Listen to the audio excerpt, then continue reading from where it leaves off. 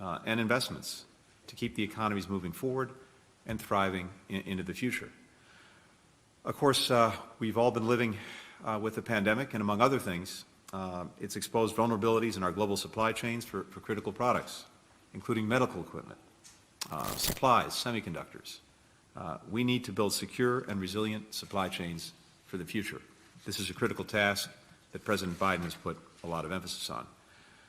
And of course, the pandemic also had significant economic impacts on the economy. We need to lead a sustainable recovery, and even better, a green recovery, because that's the best way to meet the climate goals that we share.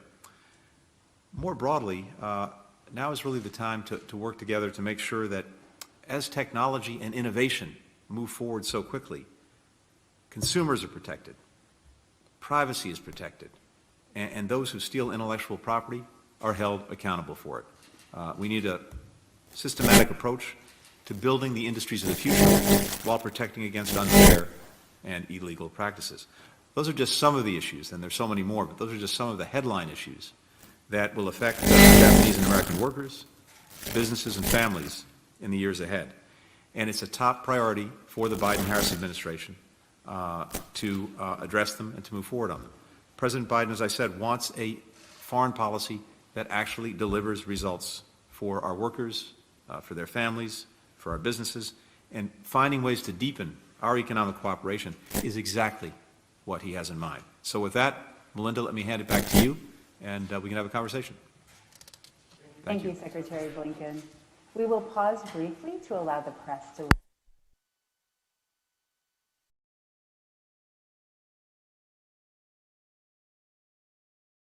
have a more free-flowing conversation.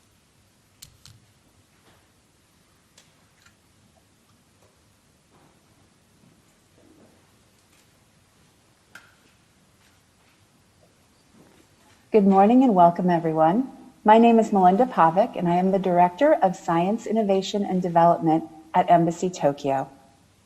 We welcome Secretary of State Antony Blinken for this conversation with Japanese entrepreneurs.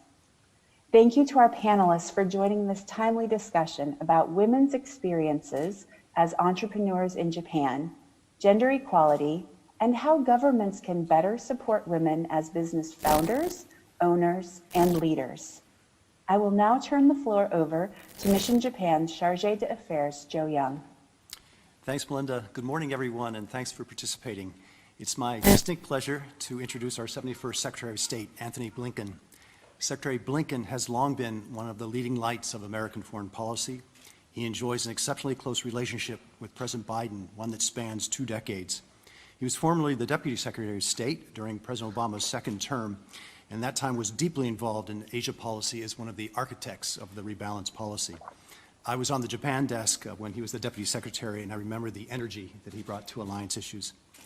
Before that, he served as the National Security Advisor to then Vice President Biden, also served as the Democratic Staff Director for the Senate Foreign Relations Committee.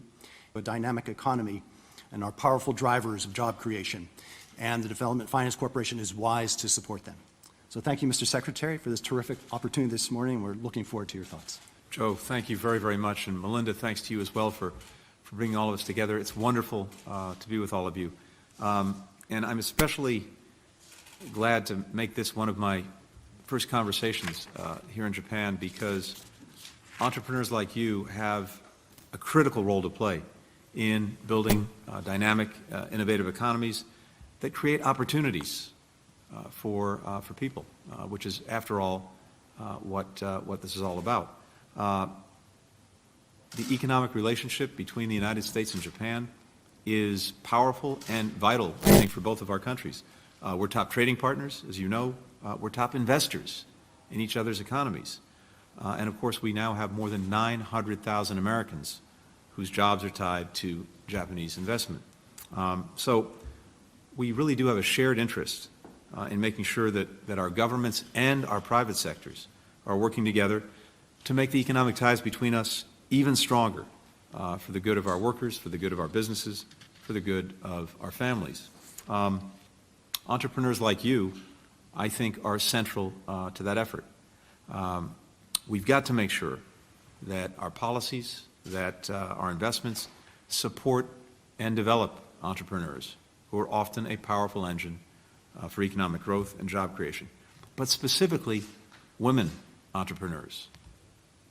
You have the drive, the talent, the commitment to start and grow businesses, but often you don't get the same opportunities or the same support that men receive. When we tear down the barriers that are holding women back, we make economies stronger for everyone. And that's the spirit that I hope we can have a good conversation today. I'm really here to listen, to learn from your own experiences, your own ideas, and I'm eager to hear you. Thank you. Thank you, Mr. Secretary. We will pause for a brief moment while the press leaves.